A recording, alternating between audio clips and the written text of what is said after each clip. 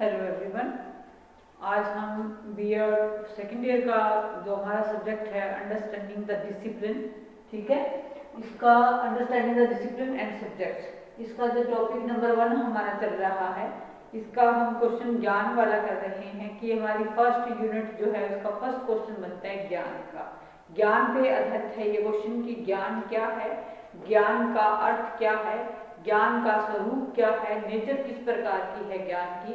और अब हम इसमें आगे बढ़ रहे हैं कि फॉर्म्स ऑफ नॉलेज या ज्ञान के जो है रूप कौन कौन से हैं, फॉर्म्स ऑफ नॉलेज, ठीक है।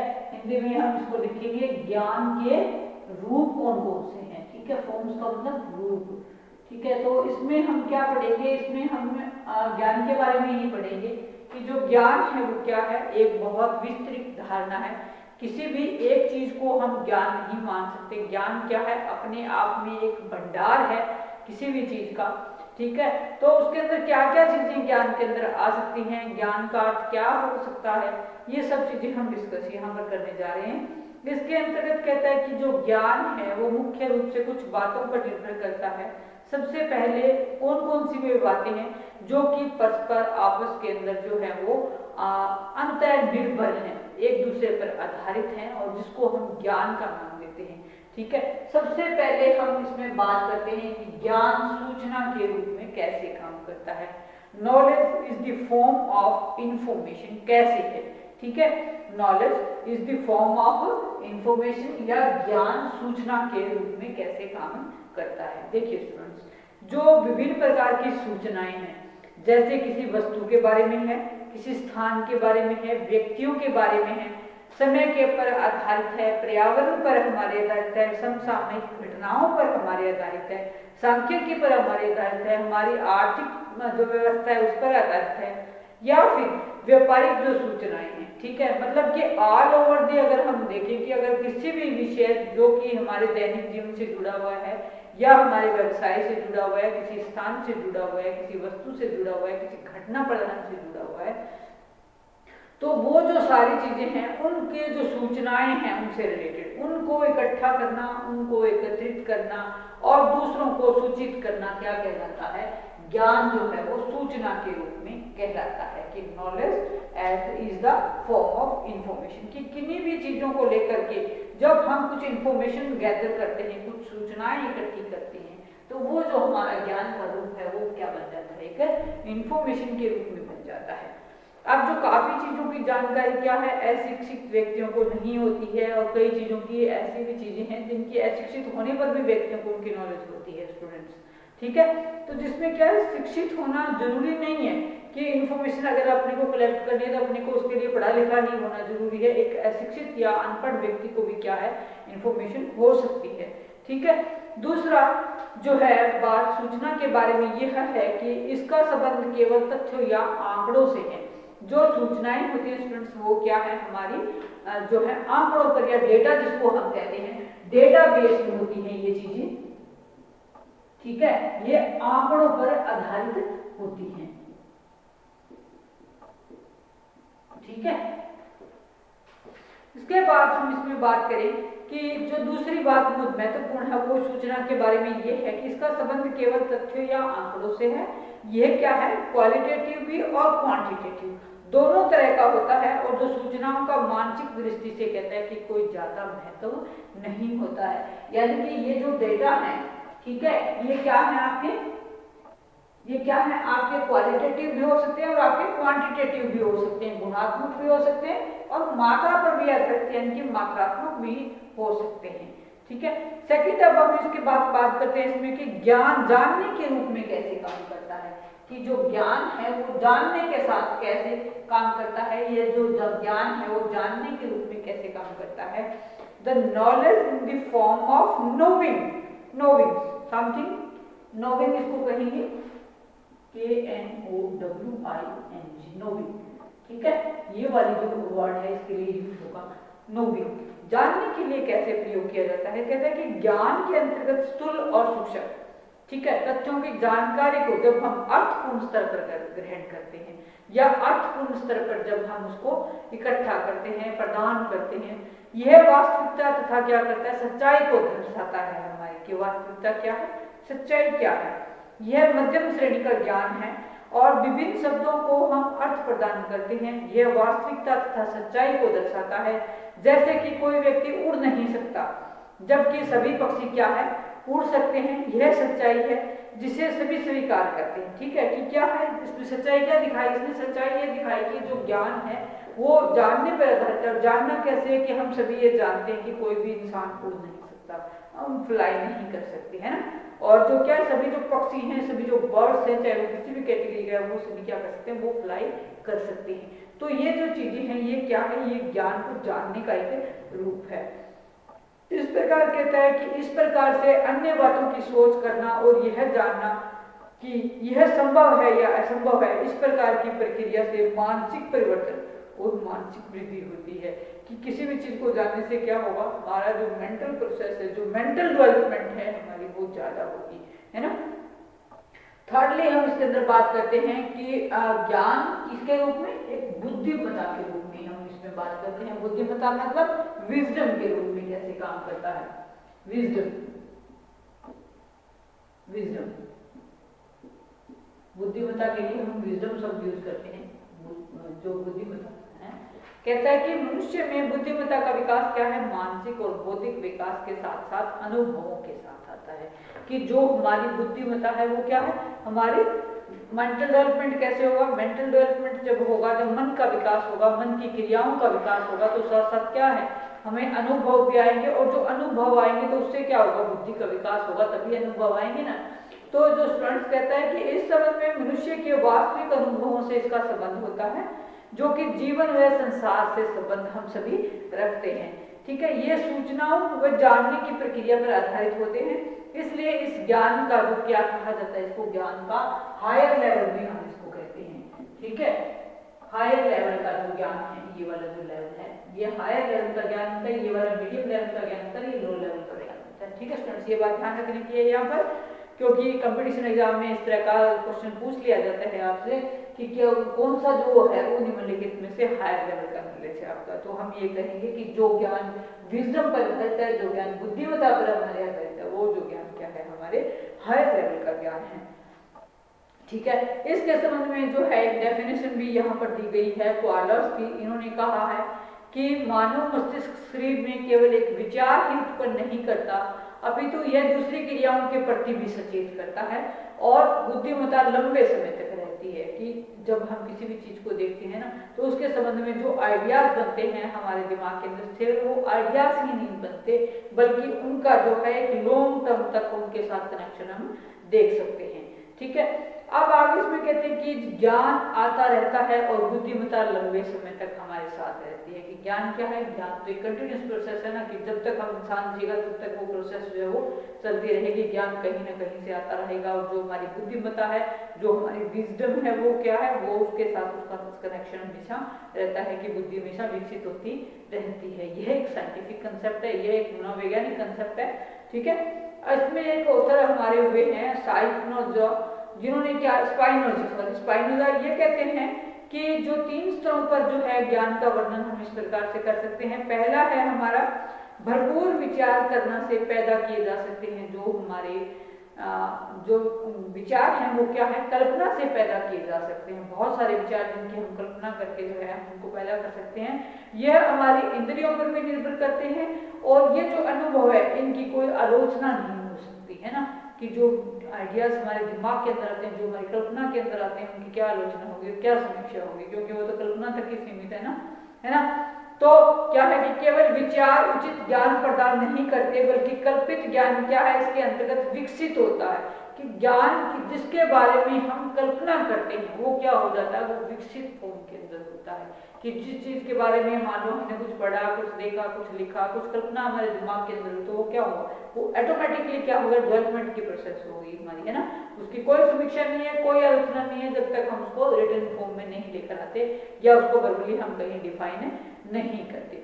सेकेंडली इन्होंने कहा कि यदि ज्ञान का स्वरूप स्पष्ट तर्कपूर्ण ज्ञान पर्याप्त ज्ञान के रूप में हो तो कहता है कि यह जो ज्ञान है स्वयं सिद्ध ज्ञान हुआ है और उसे प्रत्यक्ष रूप में महसूस किया जा सकता है। जैसे कि तर्क के माध्यम से क्या है, वस्तुओं को हम समझ जाते हैं कि हाँ ये चीज ऐसे क्यों है, ठीक है। फिर हम उसको पहचानना, मानना और उन्हें याद करना इसके अंतर्गत आता है कि ज्ञान का जो रूप है वो क्या है, तर्कपूर्ण भी है, जिसके पीछे कोई तर्क हो और उसका पर्याप्त ज्ञान हो जो स्पष्ट हो अपने आप में।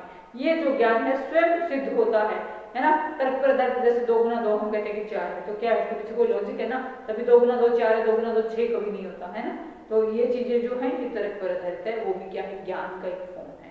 थर्डली इसके अंदर आता है कि यह जो ज्ञान का हायर लेवल है, ये जो ज्ञान का उच्च स्तर है, जिसमें सही और गलत में भेद करने की क्षमता का विकास होता है ना, कि सही क्या है गलत क्या है व्यक्ति के दृष्टिकोण से, तो उसका भी विकास होता है।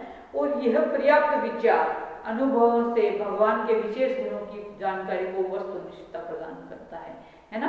फिर आगे कहते हैं कि इसके द्वारा प्रत्येक वस्तु को भगवान के द्वारा आरंभ होते हुए तथा भगवान के द्वारा ही जो है समाप्त होते हुए इसको समझा जाता है। यह ज्ञान का सबसे उच्च स्तर का ज्ञान है, जिसमें वास्तविक ज्ञान की पहचान हमें हो जाती है, जो सच्चाई है, सद्गुण है, भगवान के प्रति आस्था है, चरित्र निर्माण की जो प्रक्रिया है, और जो चरित्र निर्माण की और जो जाता है वो ये वाला ज्ञान जो है वो हमारे क्या है, यही इसका आधार है, ठीक है। सच्चाई, सद्गुण और भगवान के प्रति आस्था और चरित्र निर्माण की ओर इस ज्ञान के माध्यम से हम जाते हैं। कौन से माध्यम से, जो ज्ञान हम जो है हायर लेवल का जो ज्ञान है, जिस ज्ञान को हम बुद्धिमत्ता के साथ जोड़ देते हैं, वो जो हमारा कनेक्शन इसका आध्यात्मिकता के साथ भी हमारा जुड़ जाता है, ठीक है स्टूडेंट्स। तो ये तो थी फॉर्म्स ऑफ द नॉलेज, ठीक है। क्वेश्चन यहाँ से अगर आपको शॉर्ट पूछा जाता है कि ज्ञान के रूपों का वर्णन कीजिए, ठीक है, या फॉर्म्स ऑफ नॉलेज डिफाइन कीजिए, डिफाइन फॉर्म्स ऑफ नॉलेज, तो ये यहाँ पर कंप्लीट होता है, ठीक है। अब हम इसमें नेक्स्ट बात करते हैं कि नेचर ऑफ नॉलेज क्या है। नेचर ऑफ नॉलेज, ज्ञान की प्रकृति किस प्रकार की है, नेचर ऑफ नॉलेज।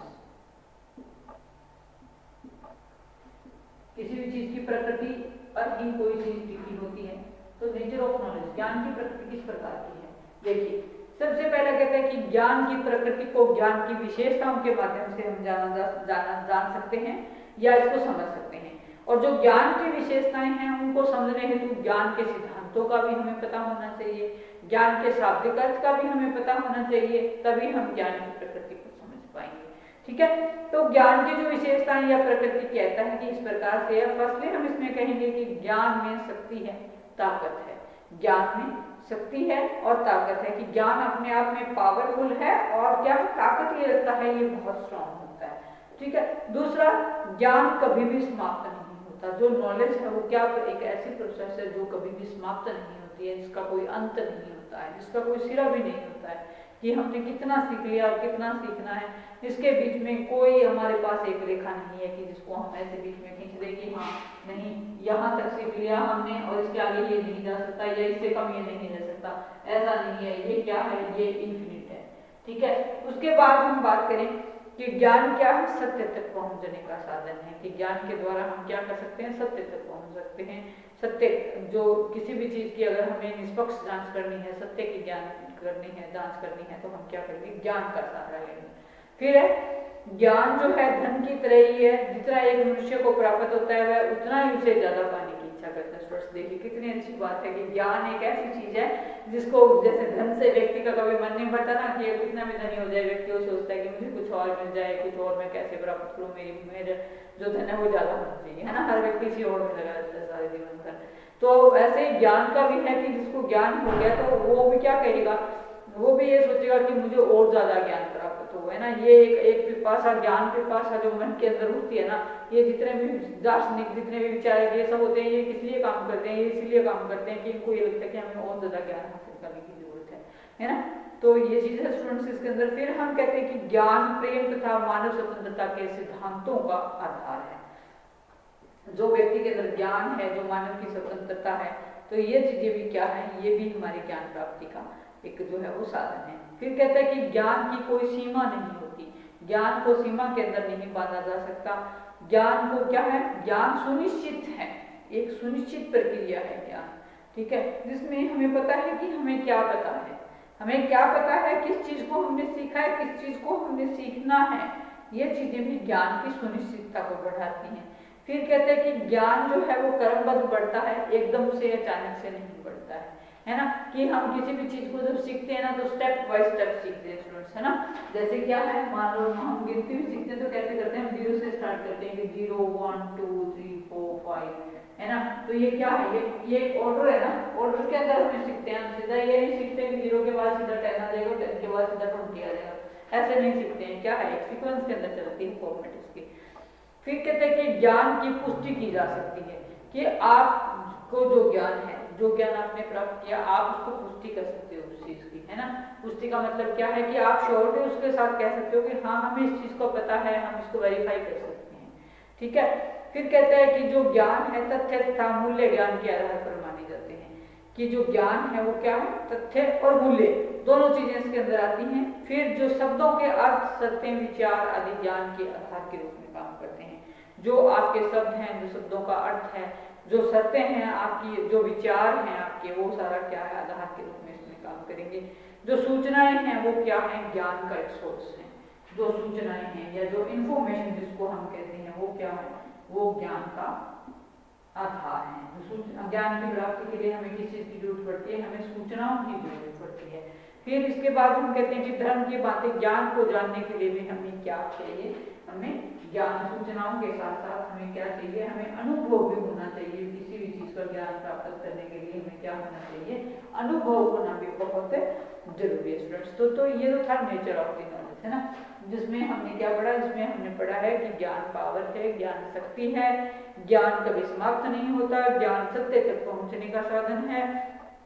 ज्ञान धन की तरह से, या जितना एक मनुष्य को प्राप्त होगा, मनुष्य उसकी लालसा जो है वो आगे की आगे बढ़ती चली जाएगी। फिर कहेंगे कि ज्ञान की कोई सीमा नहीं होती, ज्ञान की पुष्टि की जा सकती है, ज्ञान सुनिश्चित होता है, तथ्य तथा मूल्य ज्ञान के आधार माने जाते हैं, शब्दों के अर्थ, सत्य, विचार ज्ञान के आधार के रूप में काम करते हैं। फिर जो सूचना है ज्ञान का स्रोत है, और धर्म की भांति ज्ञान को जानने के लिए क्या होने चाहिए, हमें अनुभव होने चाहिए स्टूडेंट्स। तो ये था ज्ञान का क्वेश्चन हमारा, कि ज्ञान की नेचर क्या है और ज्ञान की फॉर्म्स क्या क्या है। इसके अंतर्गत थोड़ा सा हम कंसेप्ट ऑफ नॉलेज के बारे में वेदांता के अगर अकॉर्डिंग पढ़े तो जो विभिन्न दार्शनिक हुए हैं उन्होंने वेदांत के बारे में बताया है कि जो वेदांत है वो क्या है, ठीक है। वेदांत से क्या मतलब है, जनरली वेदांत से मेरा मतलब है कि जो वेदों के अंत में आए, है ना। जो वेदों के अंत में आए वो क्या बन जाता है, वेदांत बन जाता है। और जो वेद का अर्थ है क्या है, वो है ज्ञान। वेद का अर्थ क्या है, वेद का अर्थ है ज्ञान, वेद का अर्थ क्या है, ज्ञान। और जो वेदों के अंत में है उसको क्या कहते हैं, वेदांत कहते हैं, ठीक है। तो जो वेदांत है कहता है इसके भी दो पक्ष हैं, कौन कौन से हैं। पहला है मंत्र या संहिता, जैसे इसके 4 वेद हो गए, वेद हो गया। वेद कौन कौन से हमारे, ऋग्वेद, यजुर्वेद, समरवेद और सामवेद और अर्थवेद, है ना, ये 4 वेद हैं। तो ये चारों के चारों मंत्र या संहिता हैं, ये 4 हैं। फिर इसमें आता है ब्रह्मांश या प्रार्थनाओं का गद्य विषयक ब्रह्मांश के परिशिष्ट को अर्ण्यक कहा जाता है। इसमें फिर एक अर्ण्यक का कंसेप्ट आता है कि ब्रह्मांश क्या है, अर्ण्यक क्या है। जहां कहते हैं कि दार्शनिक विचारधारा का आरंभ होता है, अर्ण्यक के अंतिम भाग को उपनिषद हम कहते हैं, ठीक है। और उपनिषद ही क्या है, वैदिक दर्शन का सार है। जो वैदिक दर्शन है हमारा, जो वैदिक एक प्रकार का दर्शन है, फिलोसफी है वैदिक, ठीक है। तो उसका जो सार है वो क्या है, वो उपनिषद है। अब उपनिषद क्या है कि मंत्र व ब्रह्मांश, जब क्या है, मंत्र और ब्रह्मांश क्या है, कर्मकांड है ना। कर्म, हम जब मंत्रों का उच्चारण करते हैं तो क्या करते हैं, कर्मकांड करते हैं। जबकि अन्य और जो उपनिषद हैं, जबकि अन्य तथा उपनिषद क्या है, ज्ञान कांड है। कि ज्ञान कांड का मतलब क्या हुआ कि जहां पर ज्ञान के बारे में बात की जाए, ज्ञान के से रिलेटेड काम किए जाए, वो किसमें किए जाएंगे, वो आपके उपनिषदों में किए जाएंगे, और जो है किसमें, अर्ण्य के अंदर किए जाएंगे, ठीक है। उपनिषद को क्या कहा जाता है, वेदांत कहा जाता है। उपनिषद को क्या कहा जाता है, उपनिषद, उपनिषद को क्या कहा जाता है, वेदांत। उपनिषद को वेदांत कहा जाता है, वेदों का वेदांत क्या, जहां पर वेदों का, ठीक है। उपनिषद को क्या कहा जाता है, वेदांत कहा जाता है। फिर आगे हम इसमें करते हैं कि उपनिषद ही क्या है, भारतीय दर्शन का स्रोत है। अब हम ये क्वेश्चन 1 नंबर का यहाँ से उठता है कि भारतीय जो दर्शन का सोर्स क्या है, तो हम क्या कहेंगे उपनिषद है।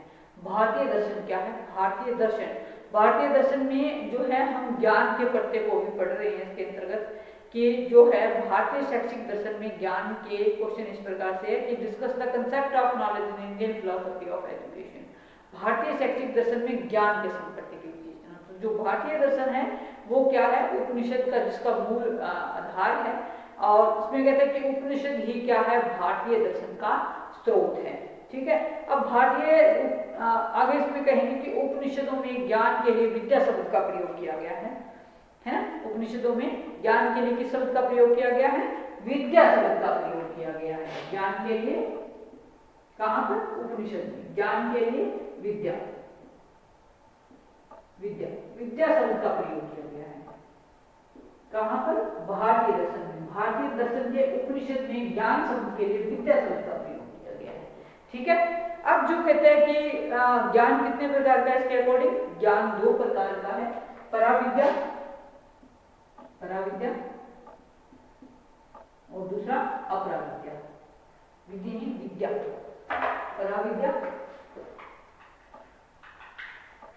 पराविद्या और दूसरा अपराविद्या। पराविद्या का मतलब क्या हुआ, जो इस संसार से परे हैं, जो इस लोक से परे हैं। ठीक है, वो किसमें आएंगे, पराविद्या के अंतर्गत आएंगे। ठीक है स्टूडेंट्स, पराविद्या का संबंध आत्म एवं ज्ञान एवं ब्रह्मा ज्ञान के साथ है। मनुष्य पराविद्या से क्या है, अमरता एवं मोक्ष प्राप्त करता है। यानी कि जो ज्ञान आध्यात्मिक ज्ञान है या जो ज्ञान इस संसार से परे है, परा का मतलब परे है इस संसार से, उसको हम क्या कहेंगे, पराविद्या कहेंगे। दूसरा है अपराविद्या। तो जो अपराविद्या है वो क्या है, इस दृश्यमान विश्व या आत्मा को धारण करने वाले शरीर से संबंधित रहती है। कि अपराविद्या के अंदर क्या है, जो हमारे शरीर से रिलेटेड ज्ञान है वो हमारा किसके अंदर आएगा, वो हमारा अपराविद्या के अंदर आएगा।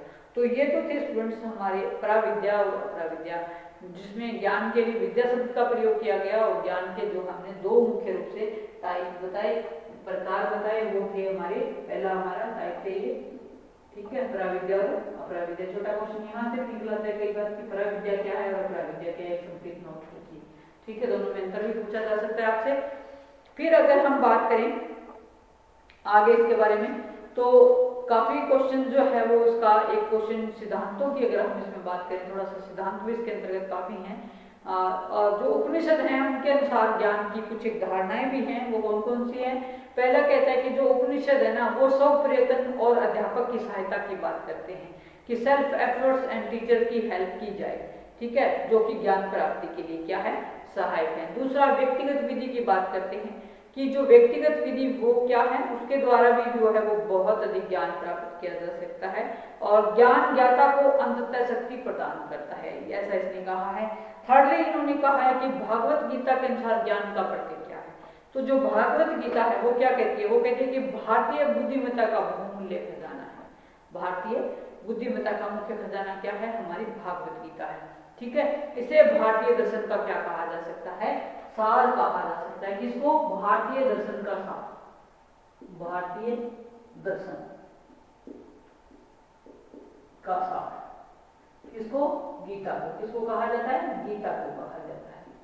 ठीक है, ये भारतीय दर्शन का सार है गीता, जो कि हमारा धार्मिक महत्वपूर्ण एक ग्रंथ है।